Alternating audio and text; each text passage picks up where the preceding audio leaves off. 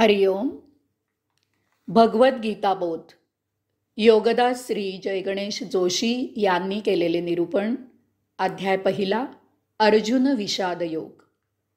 ओम श्री परमात्मने नमः. अथ प्रथमोऽध्यायः.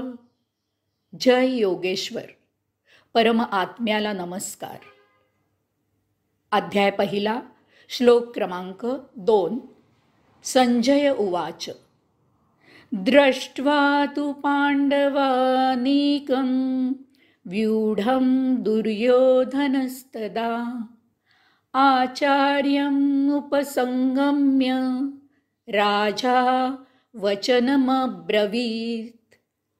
संजय म्हणाला, राजा, त्यावेळी अत्यंत उत्कृष्ट अशा व्यूहाने सुव्यवस्थित रचलेल्या पांडवांच्या सैन्य सागराला पाहून राजा दुर्योधन आचार्य द्रोणाचार्यांजवळ गेला आणि त्यांना वचन म्हणाला. दृष्ट्वा तु पांडवानिकं व्यूढं दुर्योधनतदा.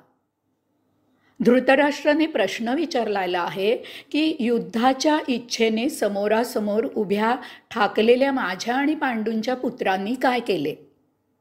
त्याचे उत्तर संजय देत आहे. म्हणून तदा म्हणजे त्यावेळी असे संजयांनी म्हटले आहे. दुर्योधनाने पांडवांचे सैन्य पाहिले. ते अत्यंत सुव्यवस्थित अशा व्यूहाने रचलेले होते. त्यात विशेष म्हणजे दुर्योधन स्वतःला फसवू शकत नव्हता. तो काही अडाणी नव्हता. त्याला धर्माची, नीतिशास्त्राची उत्तम जाण होती. तो अधर्माने वागून युद्धाला उभा होता हे तो स्वतः चांगले जाणत होता. पण त्याचा स्वभाव अत्यंत स्वार्थी, कपटी, स्वजनांच्या दुस्वासाने भरलेला, दुराभिमानी, हलक्या कानाचा असा होता. ही त्याची वृत्तीच होती. त्यामुळे त्याचे प्रत्यक्ष आचरण हे अधर्माचेच होते. यास्तव तो मनातून घाबरलेला होता. याशिवाय खुद्द दुर्योधनाच्या बाजूने लढणारे बहुतेक सर्व महायोद्धे हे मनातून पांडवांचा पक्ष धर्माचा, न्यायाचा आहे अशाच मताचे होते. यापैकी प्रत्येकाचा काही ना काही केवळ नाईलाज म्हणून ते दुर्योधनाच्या कुरुवंशाच्या राज्याच्या बाजूने मरायला तयार झालेले होते. दुर्योधनावरील प्रेमाने आलेले नव्हते. या उलट पांडवांचे सैन्य हे धर्म रक्षणाच्या प्रेरणेने पांडवांना न्याय मिळवून देण्याच्या तीव्र इच्छेने जिंकायला आलेले होते. त्यामुळे दुर्योधनाची मानसिक चलबिचल झालेली होती. तो राजा आहे, तरीही तो युद्धभूमीवर स्वतः द्रोणाचार्यांकडे गेला आहे. दुर्योधन मनातून जरी विचलित झाला असला तरी त्याला लढाईसाठी सर्वांना तयार करायचे आहे. त्यासाठी तो पांडवांचे सैन्य पाहून त्यांना तुच्छ, कसपटा समान लेखत आहे. आपणही काही कमी नाही हे त्याला ठसवायचे आहे. राज्य भोगाची ईर्ष्या महाभयंकर आहे. हा सत्तापिपासूपणा महाभयावह असतो. शेवटी तो माणुसकीला कलंक ठरतो. राज्याच्या स्वार्थापोटी त्याला लढाईची तीव्र खुमखुमी चढलेली आहे. यास्तव तो द्रोणाचार्यांना युद्धासाठी तयार करायला धावला आहे. आचार्यम उपसंगम्य राजा वचनम अब्रवीत.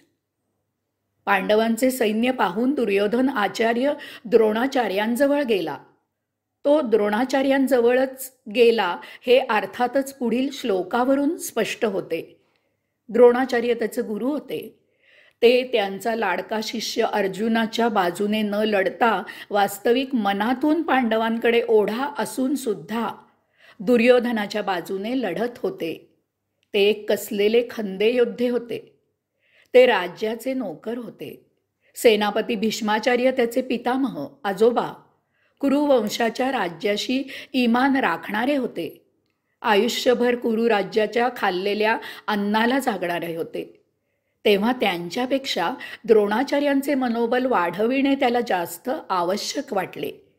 ही एक प्रकारची राजनीती होती. येथे राजा असे म्हटले आहे. वास्तविक धृतराष्ट्र राजा आहे.